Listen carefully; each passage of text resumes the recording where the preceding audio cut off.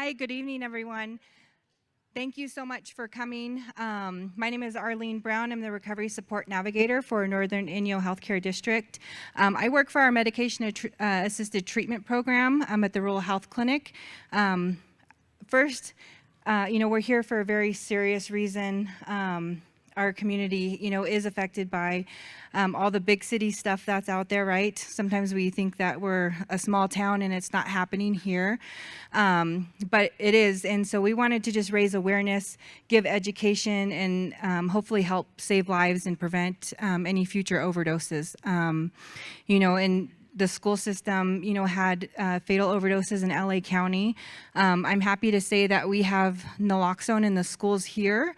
And for me, that makes me very relieved, for one, to know that that medication, life-saving medication, is in the school in case, God forbid, there is ever an accident where someone brought something to the school system, right? So I'm happy that that's there, and I just wanted to share that with you guys. To let you know that that has happened. Something to be proud of for our county. This is Hannah, and we're going to open up with a traditional opening. November 1st is the start of Native American Heritage Month. Manahu, Inaniane, Hannah Frankson, Numanu, Paihupawa, Nikimadu, Sound Namatinu. Hello, everyone. My name is Hannah Frankson. I am Paiute. I come from where the water flows, and I'm feeling good today. I am the site project coordinator at OVCDC, Owens Valley Career Development Center, and I just want to welcome you guys all here to Facing Fentanyl. And I just want to thank Arlene for putting on an awesome event once again, and I'm glad to be here. I'm going to sing the Paiute and Shoshone flag song. This flag song was originally sung by the late Gail Hansen, and the song is kind of like our national anthem. The first lyrics start off, "Over the big blue waters stands our flag, red, white, and blue." So I ask everybody to please stand and rise in honor of this song, and if you have a cap at this time, please remove it and remain standing. Oh, and then there's a flag over here too.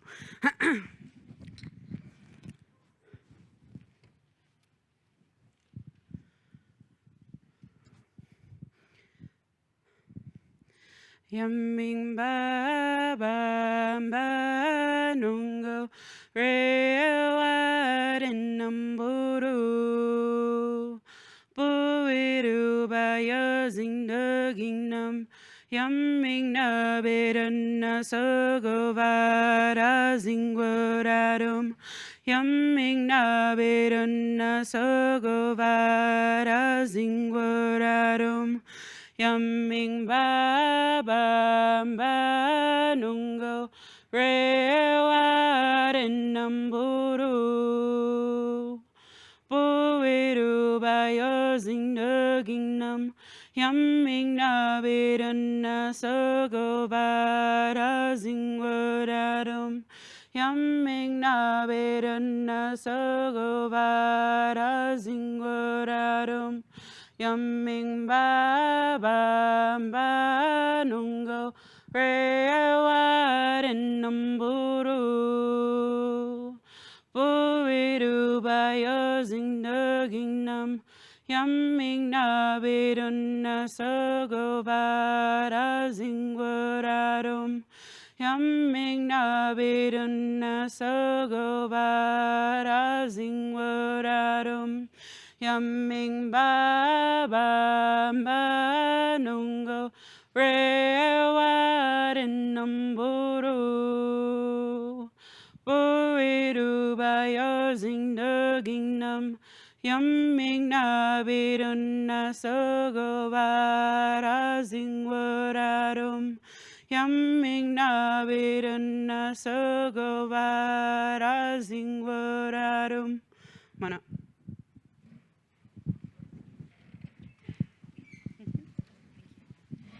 Thank you very much, Hannah.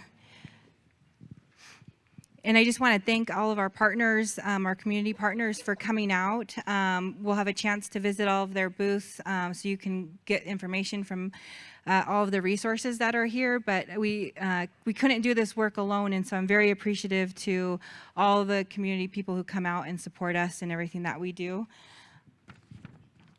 One of the things I wanted to do part of the evening is celebrate people that are in sobriety. And so I'm going to ask people that are okay with it if they would stand up and just say how long that they have been sober. And we can start on this side of the room. And all you have to do is just stand up and say 1 year, 2 years, whatever your sobriety is.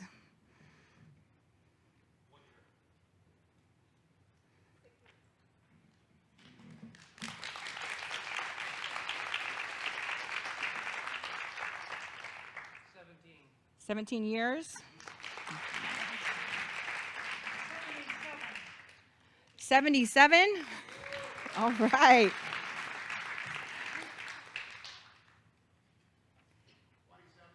27 years.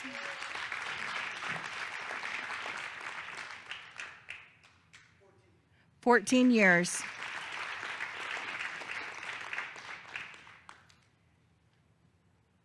Anyone else? 19 years.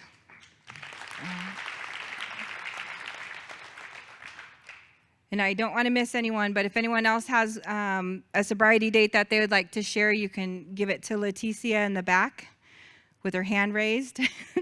Thank you, and you'll find out more what we're going to do with that later. So for this evening, I have Dr. Goshgarian from our MAT program, and she's going to talk about what fentanyl is, kind of the dangers, and give us more information about actually what it is and what's happening with fentanyl. And she's going to give a quick little background on that. Do you need anything, water up here or anything? You're good? Awesome. Let's see, I hope I didn't miss anything. No, I think we're good. Thanks, Arlene. Like she said, my name's Goshgarian. I am an emergency and addiction medicine physician here at Northern Inyo. I've been working here for about 7 years now, 7 or 8 years now, and I work in the medication for addiction treatment clinic. Like she said, I'm here to talk a little bit about fentanyl, and I hope you know that because this event is called Facing Fentanyl. But fentanyl is an opiate. Opiates are pain medications that block our pain receptors and pain signaling in our body. Fentanyl is one of them that's extremely potent and works very well for that purpose. When it blocks our pain signaling, it's often associated with a feeling of euphoria, and that's part of the reason that it has become a drug of abuse, because it creates a high or a feeling of euphoria. If it's used for a long time, or if any of our opiate pain medications are used for a long time and then stopped suddenly, we can go into physical withdrawal. Physical withdrawal symptoms are really uncomfortable. There are symptoms such as body aches, yawning, nausea, vomiting, tear formation or lacrimation, and runny nose, as well as nausea, vomiting, and diarrhea. And it's a really uncomfortable feeling. But it's also associated with extreme dysphoria or melancholy and lack of motivation and inability to do anything. So opiate withdrawal can be a really uncomfortable process as well. Opiates themselves have been around for a really long time. They were first synthesized from a poppy plant back in like 3000 BC. Poppies are called the joy plant because of the feeling of euphoria that's created by opium, which is derived from poppies. They've been used by cultures for centuries for everything from pain and misery to what we use them for today. In 1800, morphine was created. It was isolated from the poppy plant. And it was called God's own medicine because it created such good feeling and helped for times of pain, like after extreme trauma. In the early 1900s in the US, we kind of recognized that we needed to treat these compounds with a little bit of respect. Opium was actually outlawed in the US, and morphine became really tightly regulated by the Drug Enforcement Agency, which actually came around later, but was really tightly regulated by the government for medical purposes. In 1959, Dr. Paul Janssen, he was the founder of Janssen Pharmaceuticals. He's a Belgian physician and chemist, and he synthesized or created a compound called fentanyl. Fentanyl was immediately noticed to be really strong, so it's about 100 times stronger than morphine. It crosses into the blood-brain barrier, so it crosses into the brain really, really quickly. It acts very fast, and has a short half-life, meaning it goes away really quickly as well. Those are properties that we manipulate today for medical purposes, but are also some of the reasons that it is so highly addictive. Dr. Paul Janssen was a really smart guy. This isn't the only medicine that he created, but one of his other creations in 1974 was called carfentanil. Carfentanil is about 10,000 times more potent or stronger than morphine. And it was marketed by him as an elephant tranquilizer. So he thought it would be great for the advancement of veterinary medicine, which it is, because the average African-American elephant weighs 15,000 pounds. So to sedate one of those for surgery or examination purposes requires a lot of medicine. And so he found that he created this medication, which is quite a bit stronger, which is helpful for those large animals. Unfortunately, humans are not so large, and carfentanil is really, really lethal to humans because of how potent it is. So when I think about carfentanil, I brought this penny. This is a penny. Abraham Lincoln is the president pictured on a penny. And the amount of carfentanil powder that it would take to kill an average human is the amount that it would take to cover Abraham Lincoln's nose on a penny. So a really, really small amount can be very, very deadly. Okay, back to timeline. We wouldn't be where we are today if we weren't in an opiate epidemic. In about 1995, that kind of started because Purdue Pharmaceutical had a drug, a major blockbuster drug called OxyContin that they got FDA approval for pain treatment that they pushed really, really hard. And in 1996, the American Pain Society told governing bodies and medical doctors that we needed to treat pain, that it was very, very important, that pain is a vital sign. So as a result, in the mid-90s to early 2000s, opiates were prescribed very, very heavily by physicians in order to treat pain. In about 2005, the medical pendulum shifted dramatically, and there became a crackdown. The Drug Enforcement Agency and all these governing bodies that had been telling doctors we must treat pain suddenly said, actually what we're doing is kind of dangerous, stop doing that. So as a result, we stopped prescribing opiates, and it was much, much harder, and it still is today, to get an opiate prescription from a physician. So as a result, the supply of opiates dramatically declined, and during that time, the demand stayed the same or even increased, which left this huge gap that the black market was happy to fill. So we saw a large influx of illicit drugs, illicit opiates in particular, from other countries onto the black market. So we saw a huge increase in the amount of heroin and pain pills that were coming from other countries, like China via France came to New York. And in the West Coast, we saw a lot of heroin and fake or counterfeit pills coming up from Mexico. And we're still seeing kind of that influx today. Now, with morphine and heroin, in order to make those substances, in order for these black market suppliers to make those substances, they come from poppy plants. So it requires a field, you have to grow a poppy, it requires people to cultivate, you need a good growing season, you need people to cultivate the crop and then distill the chemical down to create actual morphine and heroin. Fentanyl comes from a lab, so it took a very short period of time for those illicit suppliers to recognize that it was much easier, cheaper, and faster to use fentanyl instead of creating heroin.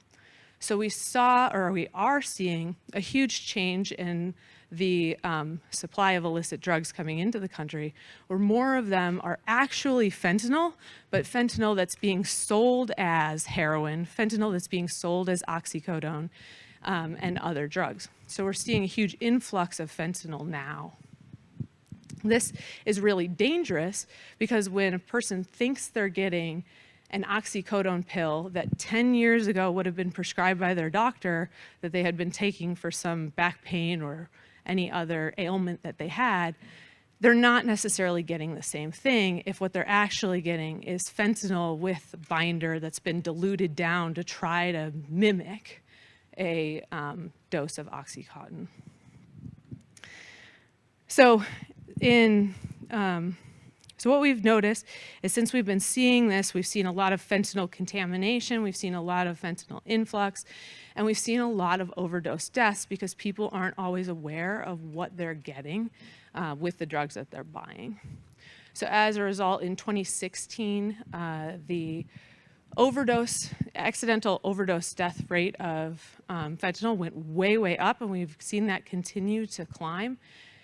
Accidental overdoses surpassed motor vehicle collisions as the most common cause of accidental death in 2016, and they still hold that top spot today. The vast majority of those accidental overdoses include fentanyl, and many of them also are polysubstance, meaning it's fentanyl and methamphetamine, fentanyl and heroin. So it's a really, really dangerous time to be using right now. With that said, it's not all doom and gloom. One of the most hopeful things that I can say is that with this huge increase in overdose fatalities, this has been really brought to the forefront of the nation's attention. So we've got huge support in trying to create new pathways to find new treatment strategies to help patients who are struggling with addiction. As an addiction medicine provider, we have great medication treatment options that are FDA approved for treatment of opiate use disorder. They're safe, they're effective, and they work. So it's been a really awesome thing to see over the last handful of years as patients have really had long-term success. It's been really gratifying and really impressive. So there is a lot of hope, even though it sounds very scary. The opioid epidemic and the fentanyl era is real, and we're in it. But we do have good ways to combat that, and we're seeing good success. I appreciate you guys all for being here today to help learn a little bit more about both fentanyl and to get trained in the use of Narcan, which is one of our main tools for combating the fentanyl era. Narcan is the opiate overdose reversal agent. And I know you guys are going to get trained in that later today, so I won't talk too much about that. But thank you all for coming. And now we're going to have our panel discussion. So if I can have our panelists come up here. And you're right, one of the things that we always think about, oh yeah, no, come on up. I'm just going to chit chat while you guys are coming. Is fixing what's going on behind that, right? It's not just law enforcement. It's not just medication-assisted treatment. It's not just one thing. There's a lot of reasons that people become addicted. There's a lot of reasons. There's trauma. You know, people who get addicted don't just start out thinking, man, I want to be that one person in the alley, passed out. I want to be that one person who doesn't show up for my kids. It doesn't start that way, right? So we try to do a lot of prevention work. And one of the panelists that I wanted tonight was Earl Lent. And unfortunately, he couldn't make it. But youth prevention is a really key piece in all of this work that we're doing. And we have a really great panel here that represent different cross sectors in our community and one of the reasons why the panelists were picked is because it isn't just one person with the expertise or one agency that has all the expert knowledge. It's more that we all have to work together. So I will go ahead and let the panelists start introducing themselves. And whose mic do I got?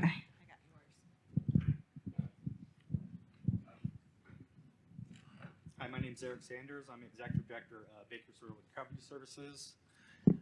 We do substance abuse treatment in Bakersfield. We have kind of a unique, as far as Kern, kind of all the modalities of treatment, including residential, perinatal, outpatient, transitional, sober living.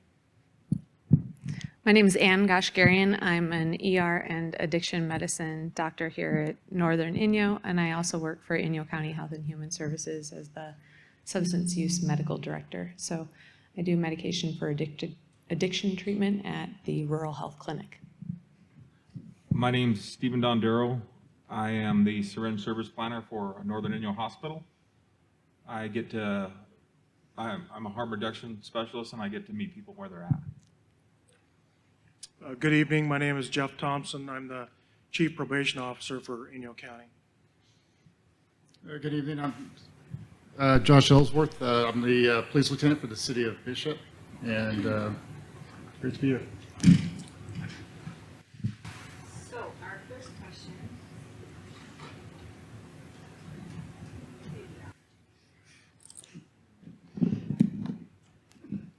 Okay, so our first question for the panel is, how has fentanyl impacted the work that you do? I guess I'll go first. Yeah, good question. I think, with fentanyl and specific to treatment, here at Bakersfield Recovery Service, we had to really think out kind of outside the box in terms of not only treatment, but education in the community. As the doctor was kind of alluding to and saying earlier, this is obviously we're in an epidemic. Fentanyl's unique. Whereas, we've treated opiate dependence in the past, and we've done it for quite a long time. Fentanyl dependence is a little bit different. There's kind of two categories.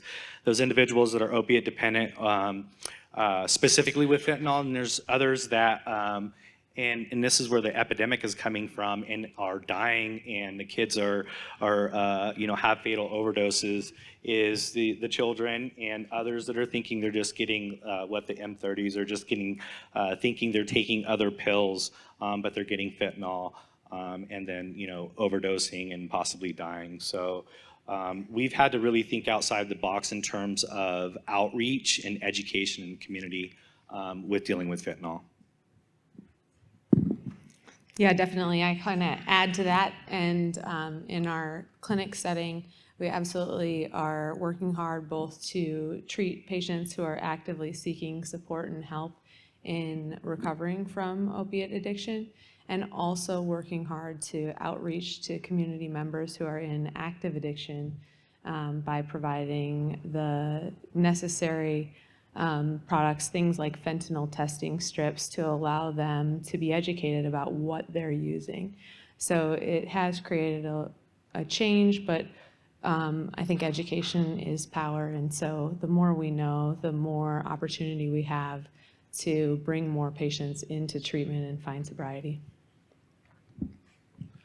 Fentanyl has impacted the work that I do because it has increased the risk of overdose, which in turn means education with naloxone and trying to get it into everybody's hands. A lot of times around that, what I see is that you go to give somebody naloxone or tell them about it, and they say, no, that's for those people.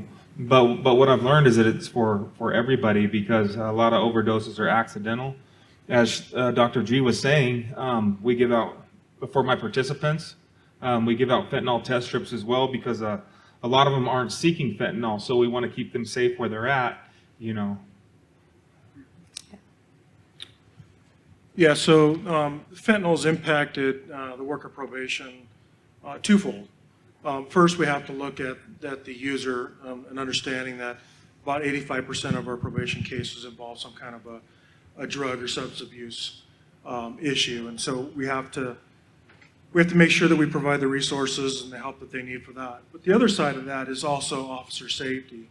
Fentanyl is very dangerous to the public service workers out there who are either in the homes doing their searches as for terms and conditions, come across some fentanyl. So it's been a real experience and education, learning, training for officers to recognize what fentanyl is and to be able to protect themselves from accidental overdose. Like Jeff said, it's impacting us in law enforcement and how we operate. This wasn't around in the past traditionally. And so now we're having to take different steps, more precautions, how we contact people, the way we search has changed, because there's a significant number of law enforcement that are succumbing to fentanyl overdoses based on doing their job of just contacting somebody. To the point, officers have Narcan issued to them, and not for the public, but for them personally. We do carry it for public use as well, but each officer has one on their person or close by for that chance that they're exposed, and that's not something that has been traditional. And it's also changed because law enforcement is going to be the first one likely the first one at overdose, especially in our community. And so they've had to learn a little bit more on the overdose symptoms and then how to administer Narcan. That was always a first responder on the EMS side, not the law enforcement. Now they've had to take on that role. And then by doing that, you're exposing yourself. We don't have the PPE that the medics have, that hospital staff have. You have this and a pair of gloves and, good luck. So it's definitely changed how we operate as well. And then it's also changed significantly on the prosecution side. The way we used to test drugs when we make an arrest isn't done that way anymore. Rarely do we actually test drugs because of the chance of fentanyl, and we're not in a lab. We're doing it on the trunk of the car, on the briefing room table, same place we eat lunch and we brief and everything else. We don't have the luxuries of a laboratory and stuff, so we don't test it, and therefore it kind of hinders our prosecution as well. If somebody is reaching out for help, what is your role? Yeah, good question. And Bakersfield Recovery Services is kind of unique. Like I said, we have 71 employees, and I'm the executive director. What we do very well is residential treatments, what we're known for. But what we also do very well is case management and referrals. So when somebody reaches out, whether it's to me or any of my employees, whether it's intake coordinator, house staff, or what, so they're very knowledgeable, all my employees, and I, with the referral process and getting individuals, like Stephen was saying, meeting them where they're at. I love that, by the way. Our program might not be, the best for them at that time. So doing warm handoffs and getting them where they need to be is kind of what we do very well. Yeah, to sort of echo what Eric's saying, in a clinic or an outpatient setting, my role is similarly to meet the patient where they are and help them find the best treatment plan that's going to work for them. So that is usually a combination of medications, counseling, and support services, and make sure their needs are being met from all angles, as well as make sure they're getting good, adequate healthcare needs met.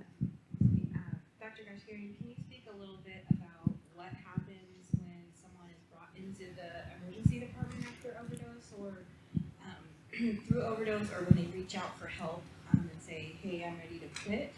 I think something important that people should understand is that the emergency department is open 24 hours, 7 days a week, and if somebody is struggling with opioid use disorder, you can actually walk in there and start treatment any time of the day. But if you could talk a little bit about what happens, and maybe if Stephen can share a little bit of that too on his end. Absolutely. The ER is our only 24/7 access to care, and one of the ways in which we try to meet people where they are is that when somebody has a moment where they are motivated and reaching out for help, we want to be there to wrap around that patient and really utilize whatever resources are available. The emergency department is a great option for initiating treatment, so all of our ER physicians are trained in the use of medications that have been FDA approved for the treatment of opiate use disorder to help patients get started.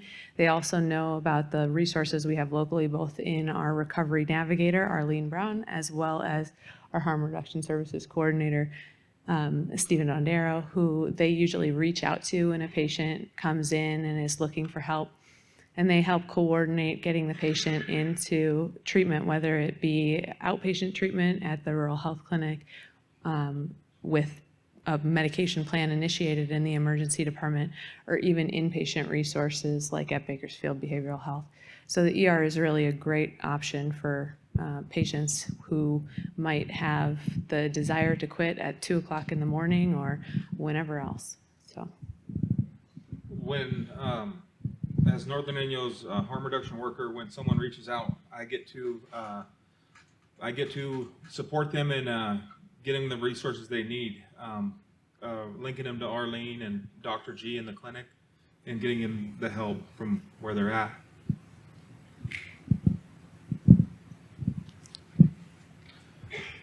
I think one of the biggest roles that we play whenever someone reaches out is just to act. If they've got the courage, or if they've come down to a place where they're reaching out and saying, hey, I need some help, it's a great opportunity to seize on that and provide them with some referrals to our Northern Inyo Hospital, the MAT program, to Toyabe, or even just sitting with them until you can find some other resources, some other help. But I think the biggest thing is just when someone's at that time and they're vulnerable to reaching out for the help, then for someone just to act and to show them compassion and to show them some help, I think that's a critical role that we all play. We're kind of the conduit. So the police officer, the deputies, they're out there in the field and they have that immediate contact. So if somebody is at that point where they want that help and it's kind of at that trigger point where they want it right now, they're in that moment, we have the resources to put them in a car and give them a ride to the hospital where they can get that help. We work with Steve's staff to get them in contact with them in the future if they're not right at that point. And then our staff also carries information that they can give to them. So if maybe they're not ready right now, they have that card, that paperwork in their pocket that when they do have that moment where they want help, the resources are available to them. So I've heard people say that, after somebody overdoses, they don't understand why they would go back out and use again. And there's a lot of stigma around that, and I'm wondering if someone on the panel would like to address why someone would overdose and then go back out and use again. I'll start that from a medical standpoint. One of the challenges that we run into with opiate use disorder is after long-term chronic opiate use, when patients stop using abruptly, the physical withdrawal symptoms are extremely debilitating, but in addition to that, there are really strong emotional withdrawal symptoms. Patients feel extremely dysphoric, depressed, unable to be motivated to do anything, extreme melancholy. They feel like they lose the will to live. And so in that case, they're looking for anything to get relief from those negative feelings. And so reusing or using again is one of the ways that they know of to find relief. With the natural course of opiate use disorder, we see patients going from using because using gives them a feeling of euphoria or a high to over time saying, I'm not using to get high anymore. I'm using because it's the only way I can feel normal or not sick. And so with that in mind, when patients go through an overdose, after an overdose, they often get thrown into a bad withdrawal state, very uncomfortable, very depressed. And so it's not surprising then that they're looking for relief from those feelings, and to get that the only way they know how, by using again. So one of the medications that we use actually helps combat some of those biochemical changes that occurred from the long-term use, and people who get started on it often come back to me and tell me, wow, I feel normal again. This is the first time I felt normal since before I was in active addiction. I just want to share also that for the person who's actively overdosing, that they're not present for it. That as traumatic as it is for everyone else around them, they're not present for it. They didn't see their own overdose, right? Yeah. Not there for it, so to speak. Thank you. In what ways does stigma around substance misuse impact the work that you do? Yeah, I really like this question. Specifically with stigma in addiction is still very prevalent. I think we've advanced in the last 5 to 10 years, not only with mental health, even, physical, the doctors, and then substance abuse kind of coming as one. I think I was recently at a provider fair, it's been a couple years back, but it was a college, and I had my booth kind of same back there with our Bakersfield pop-up and some brochures, but it was mainly college students, and I remember the college students like coming by and asking, we provide substance abuse treatment, and a good half of them didn't want anything to do with it or be associated with that, because there's still a very big stigma associated not only with treatment but with life-saving medications like the doctor was talking about with Suboxone and MAT services. I think education. These events, and I just want to say I'm very honored and blessed to be here at this. Events like this definitely make the difference in getting the community out there talking, and the education is definitely power. So thank you for that. Absolutely. Forgot the question, sorry. No, stigma. Yeah, so stigma is really actually a huge barrier to accessing care for a lot of patients. So it's played a huge role, and one of our goals throughout the hospital has been to really destigmatize substance use treatment, because of the fact that when patients feel like they're treated poorly, it's not fair, and it also really dissuades people from trying to find help. So we work really hard to dispel stigma, because everybody deserves to be treated and everybody deserves to find sobriety, especially if that's what they're looking for. Stigma impacts the work that I do, and by further alienating people with substance use disorder, and that in turn they don't get the services that they need, that they're worthy of. Yeah, and very similar in probation work. I mean, stigma is really a barrier to someone reaching out and really understanding their addiction and wanting to accept that help. You know, there's a lot of, when someone's on probation, they do actually form a relationship with their probation officer, because that officer is there to support them, help them to develop case plans, and when they relapse or when they use or they overdose, that stigma of you know, letting them down or not feeling, you know, worthy of another chance is really creates a barrier. And so we try to break that by understanding it and through education and training and knowledge of my officers, so that they know how to deal with someone who's in the throes of addiction.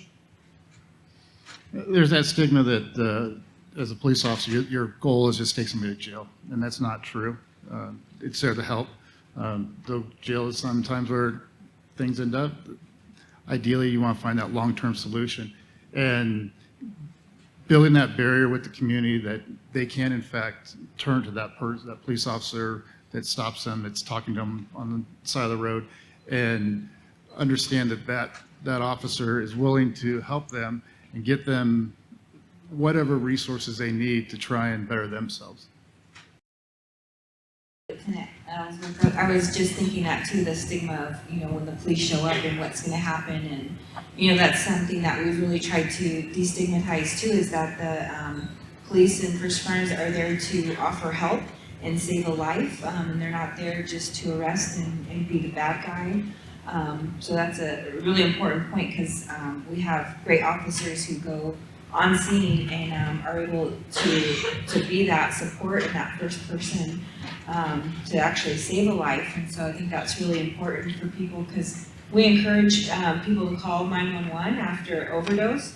It's never a good idea to let that person be by themselves or not get the actual medical help you need. And so, you know, when we do Narcan trainings, we always encourage, yes, give the Narcan, yes, also call 911, please. You may have a loved one that's using, and you're afraid of what your community is going to think, or your neighbors are going to think, or if you reach out, if you call law enforcement for help, and it's a real barrier for family members as well to reach out and say, you know what, we need some help here, and if we can eliminate that, I think that you know, we can really reduce the number if we get our families and friends to step in and help out with our addictions. Next question. What approaches or strategies have made the greatest difference with opioid use disorder? Yeah, so specifically with us here in Kern and Bakersfield Recovery Services, you know, especially with the fentanyl epidemic, probably about 3 to 4 years back, I came on as executive director and working with our board. We really had to rewrite and change policies and procedures when it came to MAT services. We've just been in a really big push and campaign getting that outreach into the community, but specifically with MAT services at Bakersfield Recovery Services, it just wasn't allowed. So individuals that would end up in residential going through withdrawal management didn't have those medications available to them. That's the biggest impact that I've seen with our company allowing, we currently don't do those services on site, but we work with partnerships and getting them connected to those MAT services. It's vital. The window for individuals wanting treatment, and then especially for opiate dependent individuals that are going into residential treatment or withdrawal management or detox, it's vital that they get connected with those MAT services. I've seen huge success within the last 3 to 4 years now that we're allowing Suboxone and Methadone. They're coming into treatment, staying longer, and completing. So that's probably one of the biggest successes that I've seen. Yeah, absolutely. And to echo on that, 10 years ago when I started being an ER doctor and patients would come into the emergency department and say, I want to quit using heroin, we would say, well, good luck. Here's an NA brochure and some Imodium because you're going to be really uncomfortable for a while.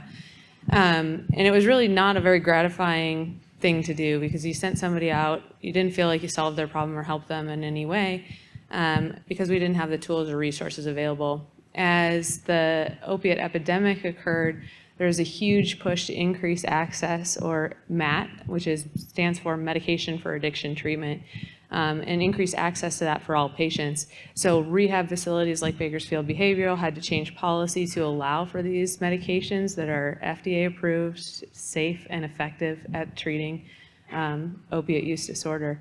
And so in the past 10 years, we've seen this huge swing from feeling, especially in the emergency department, as if opiate withdrawal was one of the least gratifying things to treat, to now feeling really like that's one of the most gratifying things to treat, because patients come in, they're miserable, they're in withdrawal, they look and feel awful.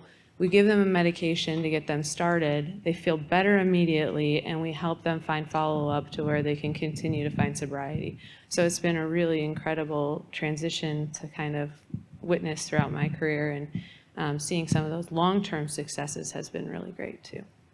Human connection, meeting people where they're at and engaging with them, and giving them the dignity and respect that they deserve as a human being. That's the biggest part. That's harm reduction, right? Yeah.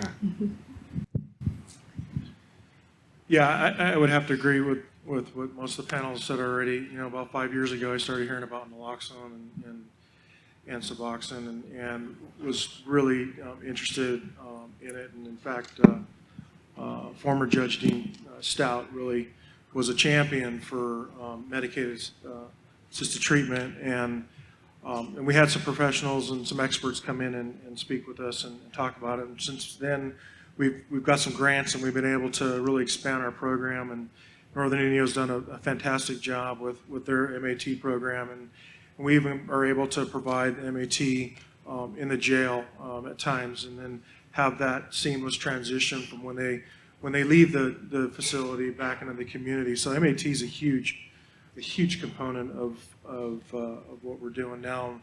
And I think that the biggest thing right now is that what I see with the folks that are addicted is that when you talk about MAT, it's hope.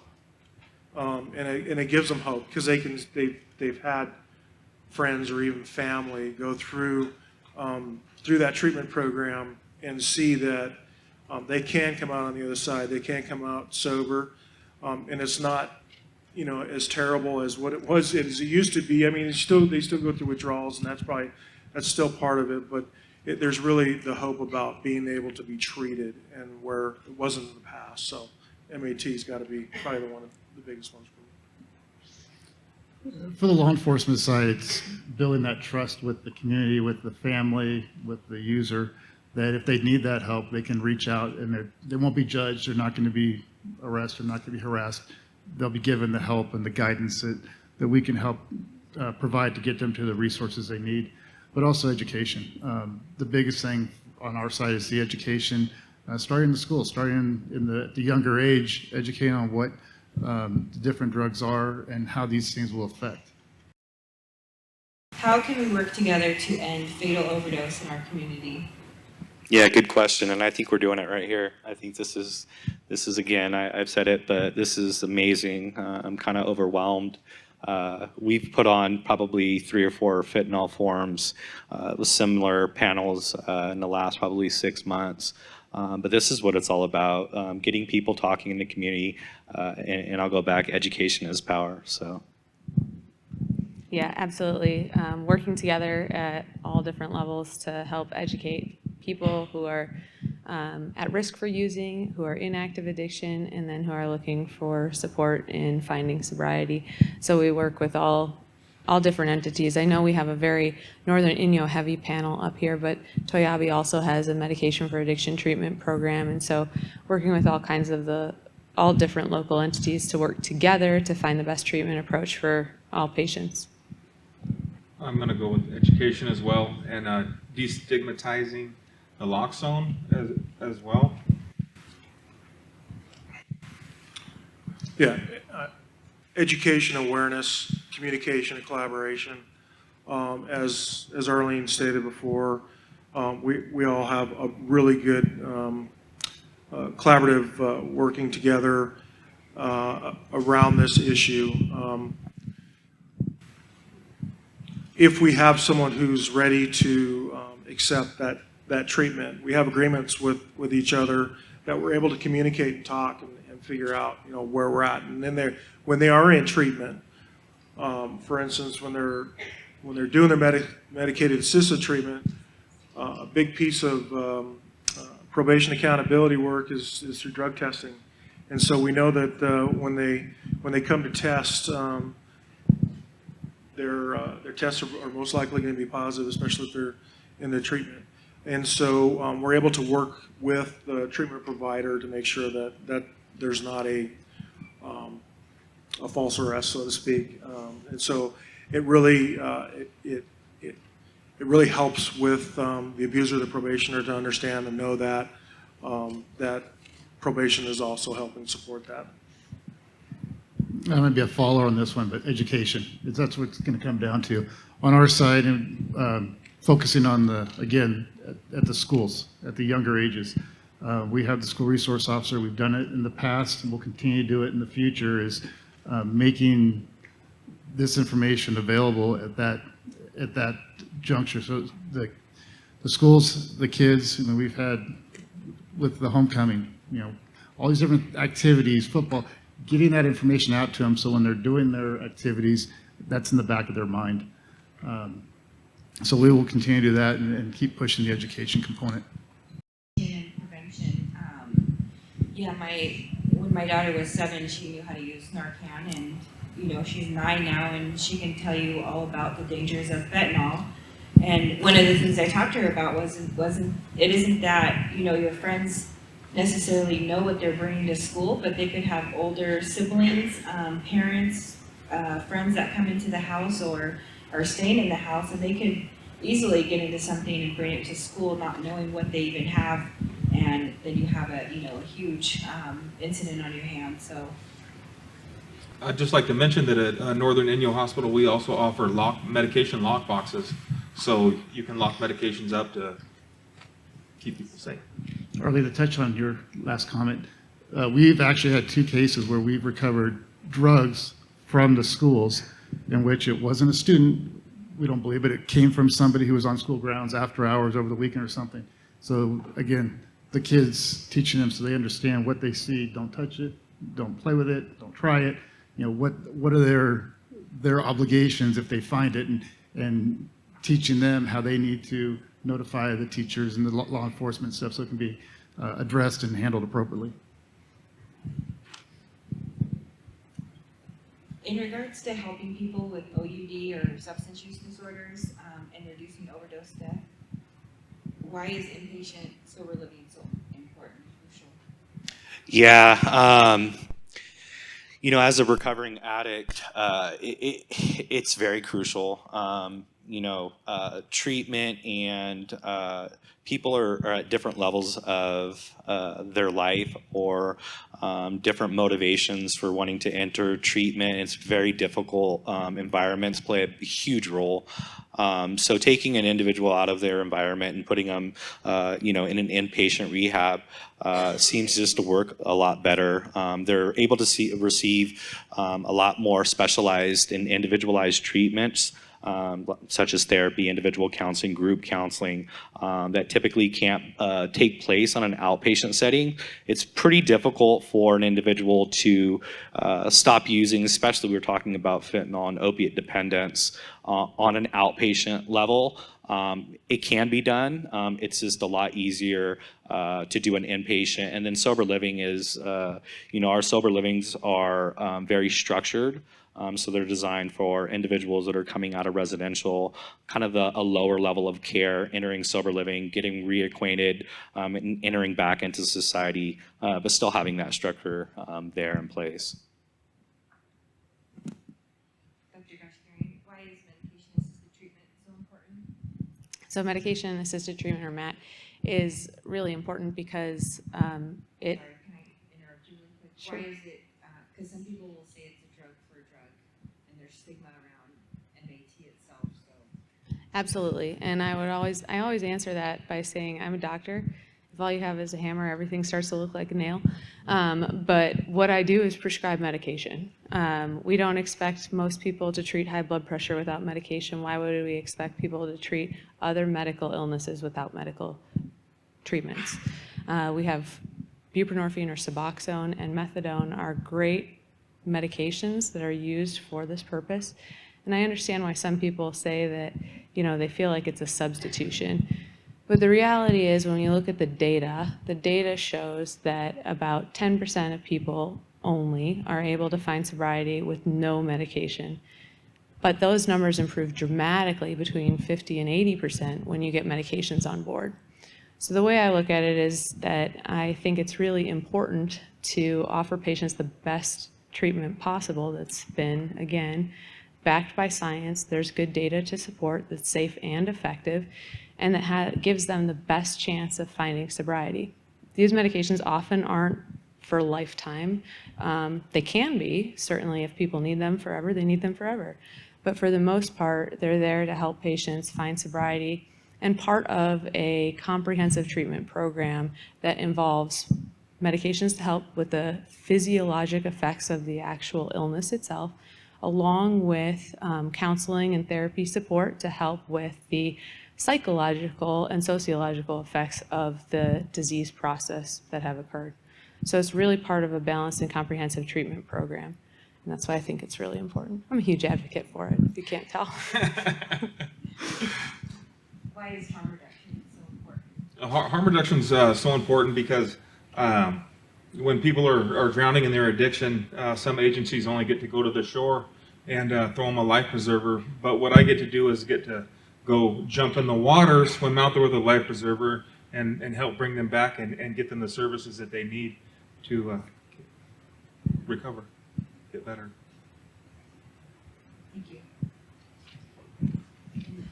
And probation, why is probation so crucial in this? So I really like this question because I think that, when we talk about probation, when someone's placed on probation, they've got some court-ordered terms and conditions that they have to follow. Lots of times there's drug testing involved as well. And so I think that our role is so crucial because we spend a lot of time with these folks. And we can have, sometimes we can have that inside track on whether or not they're starting to stumble or not. If a drug test turns up positive, we're able to address that right away, and not in a not in a negative way, but to really get people back on track, and especially when we're dealing with those individuals who are opiate addicted. We know that's a really tough addiction, but there are other alternatives to what we can do if we have a positive test, that we can get them back on track, get them back referred to their MAT program or some other resources.